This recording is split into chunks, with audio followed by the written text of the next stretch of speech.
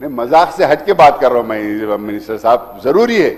आप बजट परसों पेश करने वाले हैं, अगर उसके अंदर ऐड कर देंगे तो ये बड़ी मेहरबानी होगी। हम कह रहे हैं कि अच्छा काम है, हम वेरियस डेवलपमेंट वर्क्स के लिए एक 5 करोड़ का हेड ऑफ अकाउंट, वो 5000 करोड़ का हेड ऑफ अकाउंट बनाकर आप दीजिए। సమాధానం చెప్పేటప్పుడు లెక్కలతో సహా చెప్తాను, ఇంక్లూడింగ్ ఓల్డ్ సిటీ మీరు 5000 కోట్లు అంటున్నారు, మా ముఖ్యమంత్రి గారేమో ఇంకంతకంటే ఎక్కువ ప్లాన్ చేసి చేయడానికి ప్రయత్నం చేస్తూ ఉన్నారు. So you will be very happy to hear that. Thank you. हम सीएम साहब का शुक्रिया अदा करते हैं कि जो कोई नहीं कर सका, जो पेंडिंग था, वहां पर मेट्रो रेल का काम चालू कराए आप, इसमें कोई दो राय नहीं है। मेट्रो रेल का काम हो रहा है, जंगी पैमाने के ऊपर रोड बैंडिंग का काम हो रहा है, बहुत अच्छा काम हो रहा है, उससे हमारे को बिल्कुल इनकार नहीं है, हम तायद कर रहे हैं उसकी। करोड़ है, ग्रोथ रेट 10.7% है और पर कैपिटा इनकम 4,18,931 है। डेप्थ कितना है नहीं बताया गया, इसमें डेप्थ कितना है नहीं बताया, लेकिन सिर्फ टारगेट बताना काफी नहीं है। एक इंपॉर्टेंट सवाल यह है कि $1 ट्रिलियन गोल को अचीव करने के लिए क्लियर इकोनॉमी रोड मैप क्या है, उसका कोई तफसीलात नहीं है। रिपोर्ट के मुताबिक स्टेट का डेप्थ 25-26 तक जीएसडीपी का लगभग 28.1% हो सकता है, इसलिए फाइनेंशियल सस्टेनेबिलिटी पर भी क्लियरिटी जरूरी है। गवर्नर के एड्रेस में बार बार पीपल सेंट्रिक गवर्नेंस की बात की गई है स्पीकर साहब, लेकिन पॉलिसी को देखकर लगता है कि पावर ज्यादा सेंट्रलाइज हो रहा है और कई डिसीजंस लोकल डेमोक्रेटिक इंस्टीट्यूशन से एग्जीक्यूटिव सिस्टम की तरफ शिफ्ट हो रहे हैं। जीएचएमसी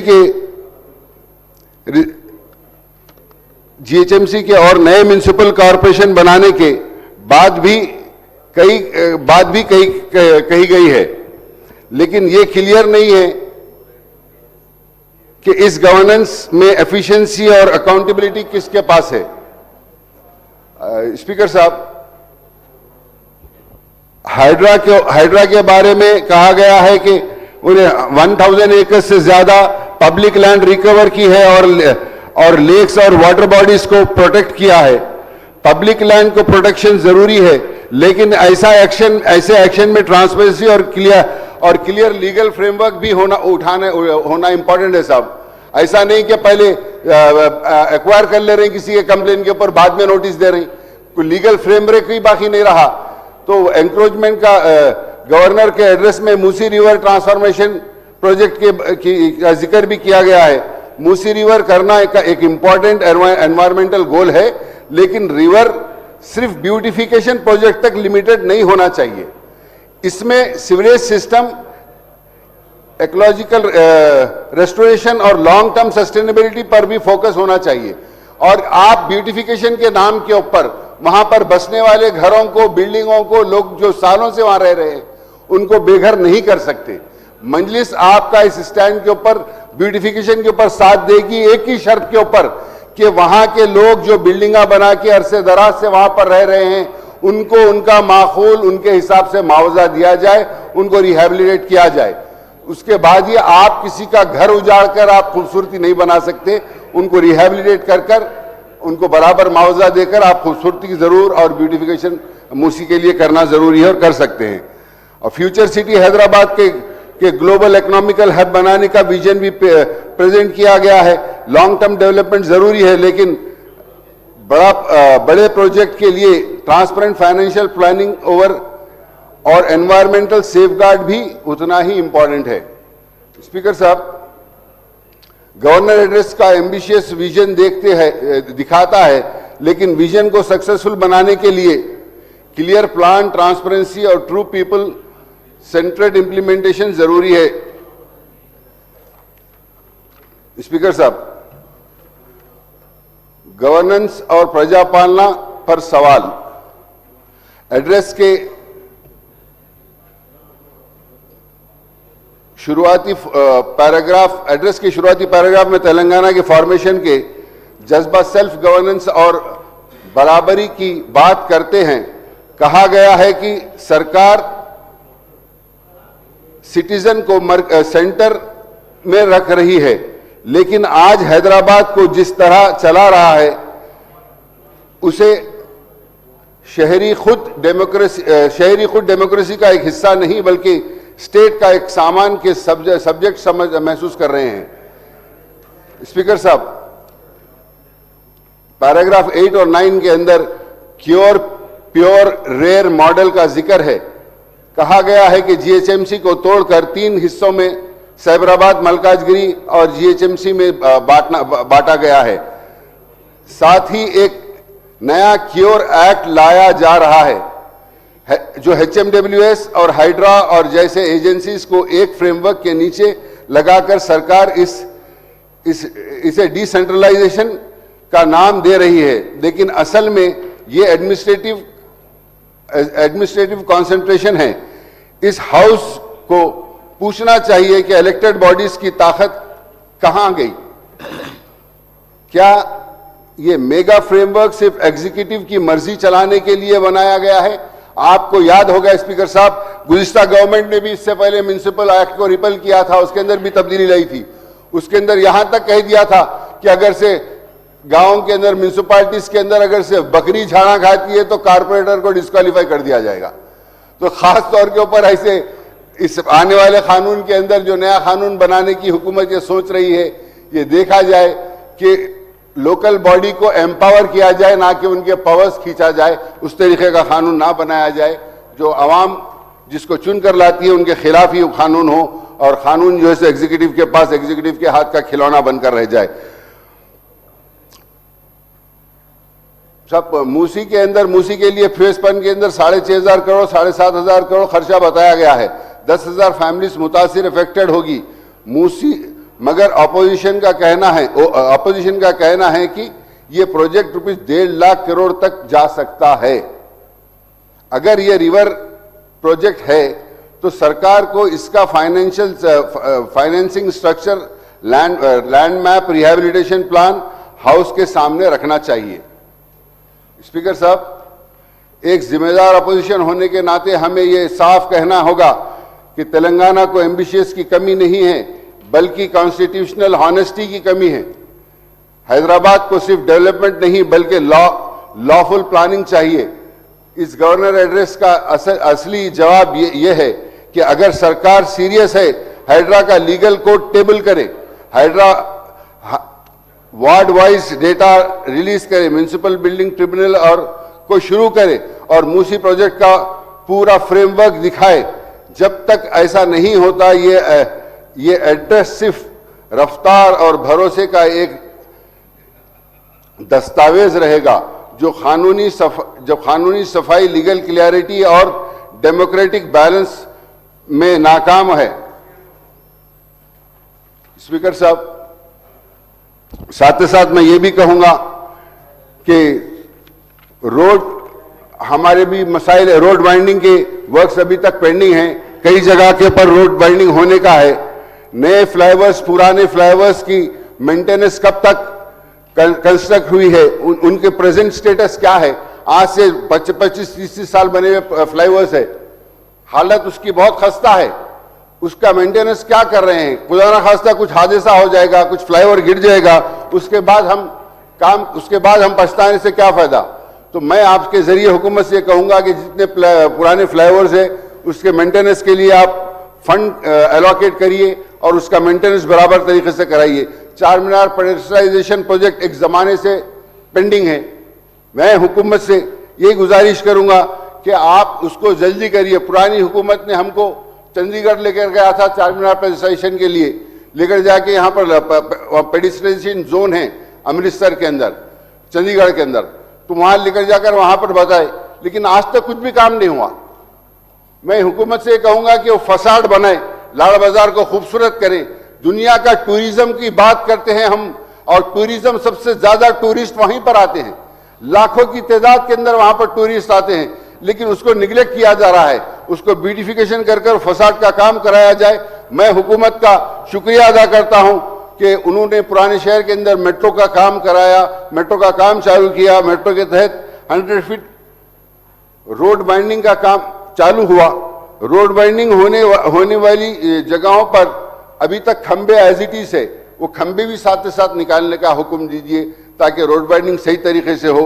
और रोड वाइडनिंग के अंदर, रोड वाइडनिंग जहां भी हो रही है वहां पर रोड वाइडनिंग ऑडिट कराई जाए। हुकूमत सव्वों करोड़, हजारों करोड़ रुपए देकर जमीन रोड वाइडनिंग के अंदर ले रही है, लेकिन हमारे लोकल ऑफिसर की नाहेली बोलिए, निग्लिजेंस बोलिए या उनका हैंड इन ग्लव्स बोलिए, उसकी वजह से रोड वाइडनिंग में अगर से कोई आधी रोड वाइडनिंग में पैसे लेकर जमीन गवर्नमेंट को बेचता है, उसके बाद फिर वो जमीन इंक्रोच हो जाती है। तो उसका मतलब क्या है इसका इतना खर्चा करके रोड वाइडनिंग कराना? रोड वाइडनिंग का ऑडिट करना जरूरी है। मजलिस मुतालबा करती है कि रोड वाइडनिंग अवाम को आसानी से आने जाने के लिए हो। आज हैदराबाद के अंदर ट्रैफिक का मसला ऐसा है कि एक जगह से दूसरी जगह जाने के लिए 1.5-2 घंटे हो रहे। मिनिस्टर्स को और आपको नहीं पता चलता, आप सायरन बजा लेते हुए चले जाते, लेकिन आम आवाम से पूछिए, दिन के अंदर 2 काम नहीं कर सक रहे। एक जगह से दूसरी जगह जाने के लिए 2-2, 3-3 घंटे, 2-2 घंटे ट्रैफिक के अंदर हो जा रहे। तो ट्रैफिक का रोड वाइडनिंग जहां भी हो रही है वो आवाम को गुजरने के लिए, ना कि रोड वाइडनिंग जिसकी दुकान के सामने या जिसके घर के सामने रोड वाइडनिंग हो उनके लिए पार्किंग स्पॉट ना बन जाए। वो आवाम को गुजरने के लिए सही राह उसको पैदा करें और इसके अंदर अकाउंटेबिलिटी हो कि जो ऑफिसर वहां का जिम्मेदार है, अगर उसके अंदर इंक्रोचमेंट होता है एक बार रोड वाइडनिंग होने के बाद, तो वो ऑफिसर को इसके अंदर अकाउंटेबल बनाया जाए। हॉकर्स फुटपाथ के ऊपर से भी पैदल राहगीरों को तकलीफ है। हमने हुकूमत से नुमाइंदगी की थी, मूसी का इतना बड़ा आप काम करा रहे हैं, मूसी के ऊपर चार मीनार पेडेस्ट्राइजेशन प्रोजेक्ट के अंदर जितने भी हॉकर्स है, अकबरुद्दीन अवैसी साहब ने उसके ऊपर हॉकर ब्रिज का मंजूरी करवाई थी।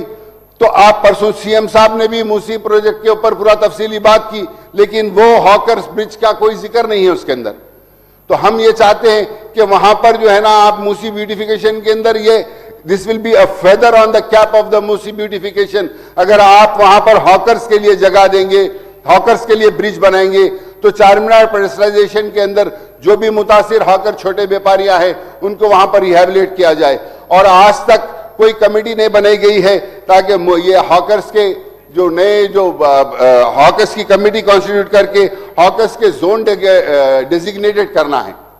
पुलिस वाले आकर ट्रैफिक के नाम के ऊपर, ठीक है ट्रैफिक तकलीफ हो रही है, हॉकर से तकलीफ है, लेकिन उनका भी तो एक रोजगार का मसला है, उनके लिए भी तो सोचना हुकूमत का और हमारा ही काम है। आप इसके लिए एक जोन्स आइडेंटिफाई करिए और उसके साथ ही उनको जो है सो, ताकि उन्हें भी कारोबार अच्छे से कर सके और लोग भी, आवाम भी आसानी से रोडों पे चल सके। सैनिटेशन का हाल बदतर है, सैनिटेशन दिन पर दिन खराब होता जा रहा है। बिन फ्री सिटी बोलकर उन लोग, पिछली गवर्नमेंट जो है बिन सिटी फ्री बोलकर डस्टबिना निकाल दिए। अरे बिन फ्री करके क्या करना है? गार्बेज फ्री बनाइए। रोडों के ऊपर कचरा डाल दे रहे लोग, आप कचरे की कुंडी हटा दिए, कचरा रोडों पे आ जा रहा। तो बहरहाल मेरी हुकूमत से गुजारिश है कि आप जो है ना, सैनिटेशन के ऊपर खास तौर के ऊपर तवज्जो देते हुए सफाई का खास तौर पर इंतजाम किया जाए। सफाई वर्कर, सफाई कर्मचारी की बेइंतहा कमी है। मैं हुकूमत से, मजलिस इत्तेहादुल मुस्लिमीन की जानिब से ये मुतालबा करता हूं कि 60 फीट 60 फीट के जितने भी रोड्स है वो तमाम रोड को प्राइवेटाइज किया जाए।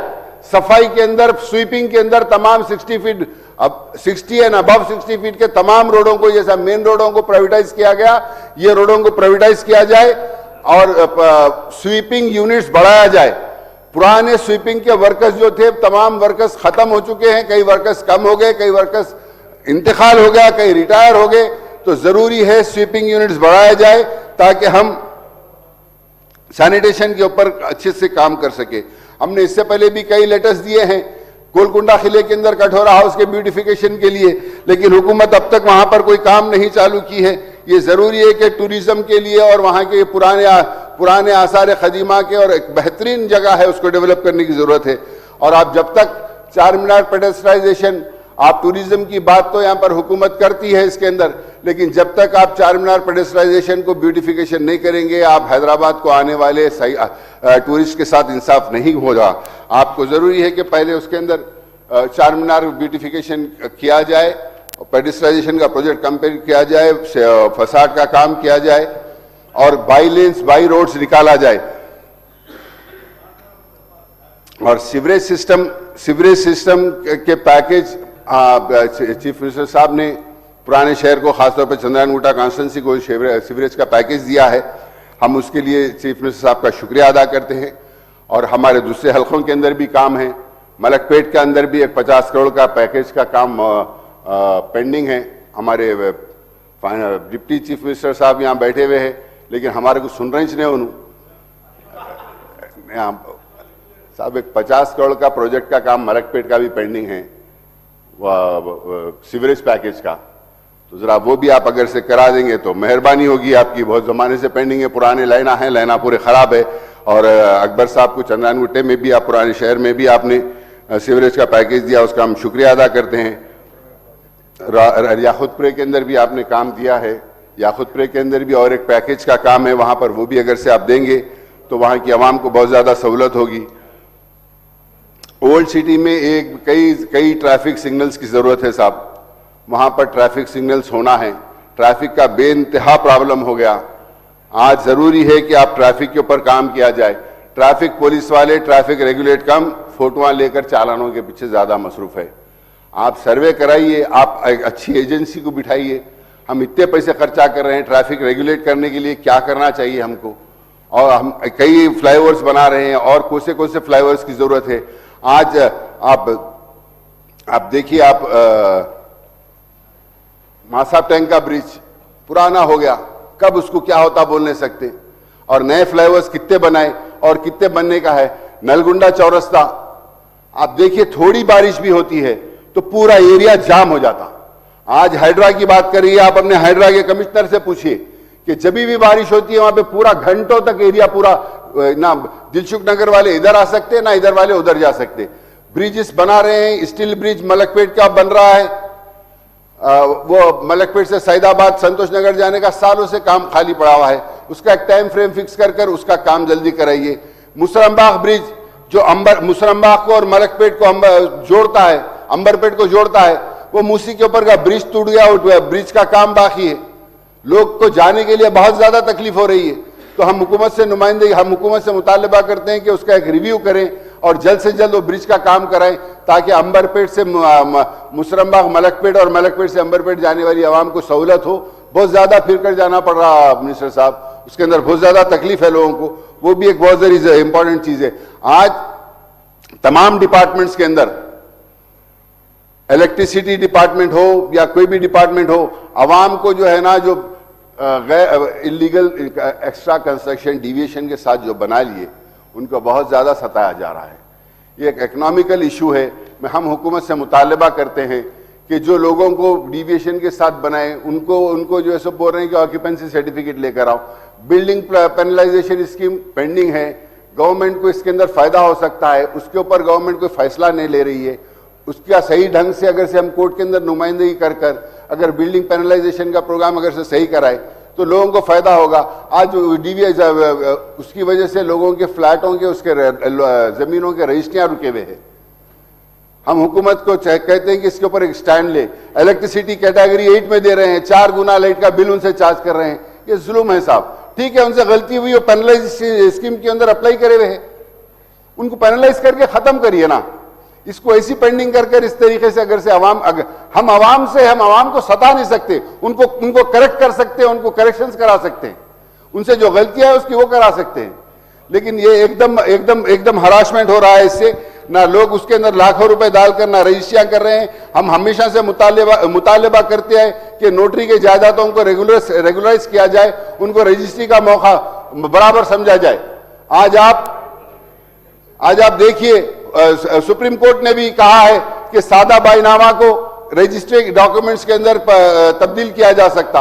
उसी तर्ज के ऊपर हम हमारे नोटरी के डॉक्यूमेंट्स को भी रजिस्ट्री के अंदर, रजिस्ट्री के डॉक्यूमेंट को कैसा तस्वर किया जाए, उसकी रजिस्ट्री किस तरीके से कराई जाए। हम हुकूमत से मुतालबा करते हैं कि इसके ऊपर इजलास हमारे साथ मीटिंग कर इसका हल निकाला जाए।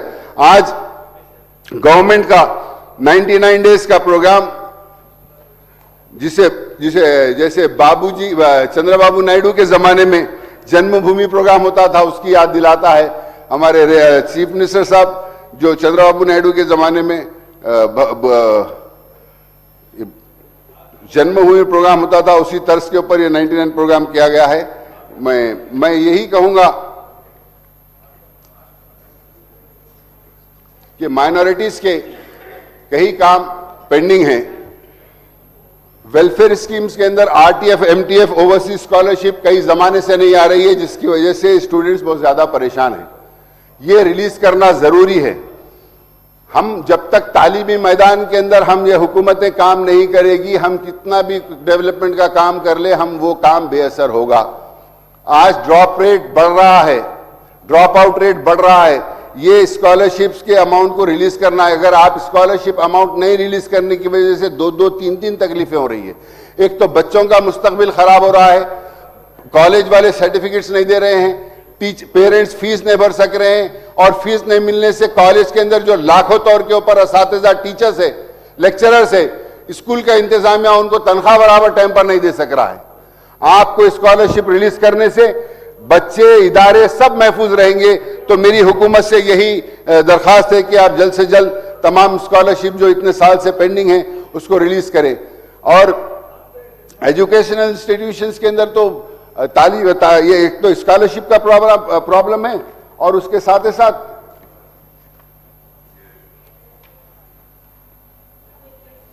तालीम आज हिंदुस्तान के अंदर तमाम स्टेट्स, सिर्फ दो, तेलंगाना और वेस्ट बंगाल इसकी अमलावरी नहीं कर रहा है। मिनिस्टर साहब, आर्टिकल 21A के तहत 25% RTE एक्ट के अंदर हम दे सकते हैं।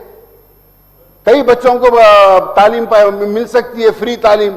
एक प्राइवेट स्कूल के अंदर जहां पर आपका हमारा बच्चा पढ़ रहा है, उनके बच्चों के साथ एक गरीब का बच्चा भी बैठकर पढ़ सकता है वहां पर तालीम।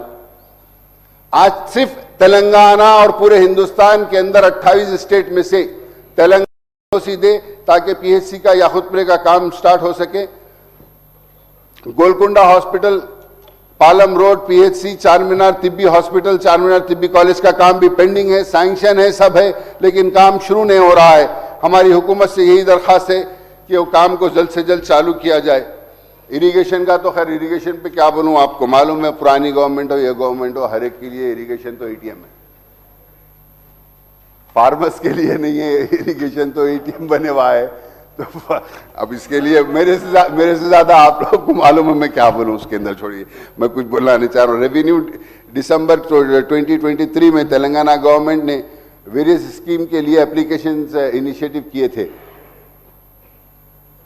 करोड़ में एप्लीकेशंस मिले। उसका क्या है, उसका क्या हुआ साहब, उसका कुछ उसका क्या हुआ, पूरी तफसीलात अगर से आप हाउस के सामने रखेंगे तो बेहतर होगा।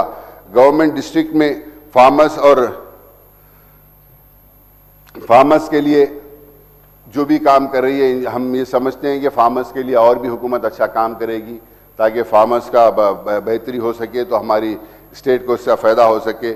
आज LRS GO 58-59 अधर लटक गया, जो वो हुकूमत ने भी मुकम्मल नहीं किया। हम आपसे गुजारिश करते हैं कि उसका पूरा जायज़ा करें, उसका रिव्यू करें, रिव्यू करके उसके ऊपर काम करें। पुराने इंदिरम्मा हाउसिंग स्कीम के, JNNURM के, वैम्बे हाउसिंग के और अपने हाउसिंग बोर्ड वालों की तरफ से बनाए हुए पुराने 25 साल, 30 साल, 40 साल पुराने घर हैं। मैं ये हुकूमत को इस ऐवान के अंदर मैं वाज़े तौर के ऊपर आपको इंतबा दे रहा हूं कि खुदा ना खास्ता आप देखिए, आप जायजा लीजिए, रिपोर्ट लीजिए, ये बारिशों के अंदर कई जगह के ऊपर ये बिल्डिंगें गिर सकती हैं, इतनी बुरी हालत में हैं। हम बिफोर हैंड आपको इत्तला दे रहे हैं कि आप देखिए उसको, जो बिल्डिंग को रेस्टोर कर सकते रेस्टोर करिए, जो बिल्डिंग को रेस्टोर नहीं कर सकते तोड़ के उनको बाजू भेजकर कहीं मुतबादिल जगह देकर वहां पर फिर से बनाइए। मैं इस ऐवान के अंदर आपको जिम्मेदार बनाकर ये कह रहा हूं कि आप वक्त से पहले इसके बारे में सोचिए, बहुत ज्यादा जरूरी है। एक दो बिल्डिंगा गिर जाएंगे, पूरे नेशनल मीडिया के अंदर आप तमाशा बन के रह जाएंगे कि हम कुछ नहीं करें वक्त से पहले। मैं आपके स्पीकर साहब, मैं ये कहूंगा कि उसके ऊपर आप एक फंड मुख्तर करके, जो रेस्टोर कर सकते हैं रेस्टोर करिए, जो नहीं कर सकते उनको निकाल दीजिए, उनको दूसरी जगह उसके वहीं बना कर दीजिए, कहीं दूसरी जगह बना कर दीजिए।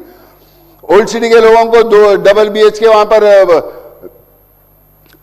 मंगाल में दिया गया था, खासतौर पे ओल्ड सिटी के लोगों को, लेकिन वहां पर कोर्ट केसेस आ गया, वो आ गया, ये आ गया, लेकिन उसमें से कई लोगों को अभी तक नहीं दिया गया। ऐसी जगह दे के बता रहे हैं जहां पर कुछ नहीं है, तो उसकी भी एक रिव्यू मीटिंग मैं हमारे डिस्ट्रिक्ट इंचार्ज मिनिस्टर साहब को कहूंगा कि पॉजिटिव ऑफिसर्स को बिठाएं हैदराबाद के अंदर, रेवेन्यू डिपार्टमेंट के अंदर, ताकि वो पॉजिटिव तरीके से गवर्नमेंट की नेकनामी के लिए, आवाम की बेहतरी के लिए काम करें, ना कि ईगो के लिए। नेगेटिव मेंटालिटी के ऑफिसर्स जो है उनको हटाइए। गरीबों की जो मदद कर सकता है वैसे ऑफिसर्स से काम लीजिए, गरीबों का भी फायदा होगा, हुकूमत की भी नेकनामी होगी। तो हमारी ये गुजारिश है कि आप जो है सो खास तौर के ऊपर पुराने शहर के लोगों को जो डबल बेडरूम हाउसेस के अंदर जो घर नहीं मिले हैं, उनको उनकी एक मीटिंग बुलाकर उसका क्या है उसका देखा जाए। और साथ ही साथ मैं ये भी कहूंगा कि हम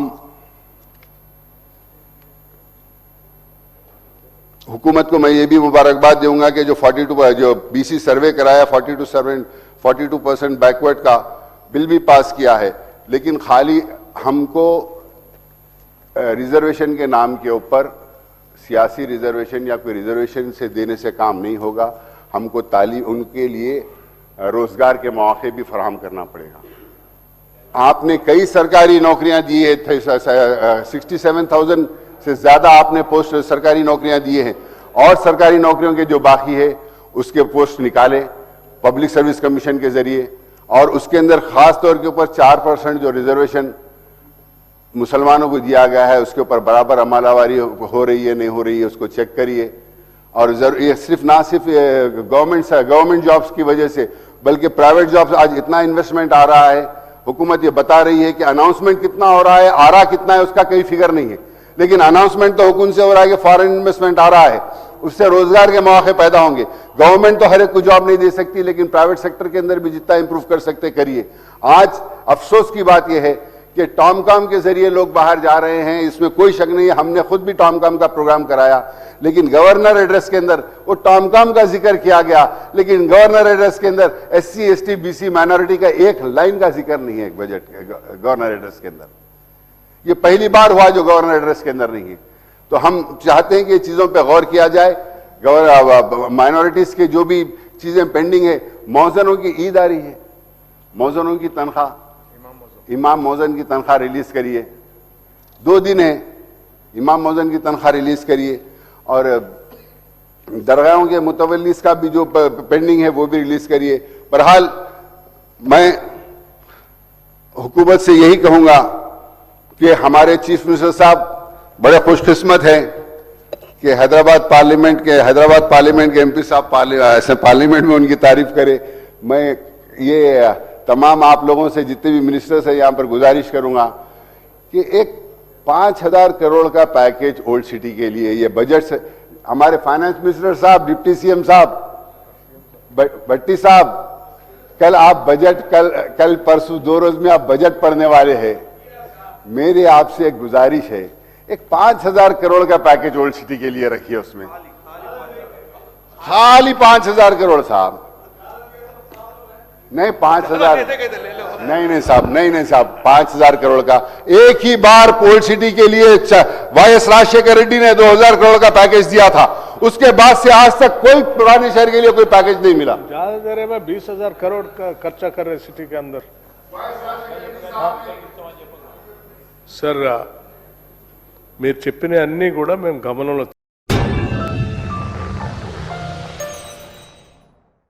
Germanton super specialty hospital national award winner doctor Mir Jawad Jar Khan, German trained senior orthopedic surgeon and director, माहिर डॉक्टर्स डॉक्टर वासिफ आजम और doctor Bharvi Chanduri, senior cardiologist और दीगर डॉक्टर्स नुमाया खिदमत अंजाम दे रहे हैं। Robotic surgery, advance cath lab, MRI, operation theatre, ICU, 2D ultrasound जैसी सहूलियात से आरास्ता कॉर्पोरेट लेवल हॉस्पिटल, वाजबी फीस में हर मर्ज से शिफायाबी के लिए Germanton super specialty hospital, Attapur.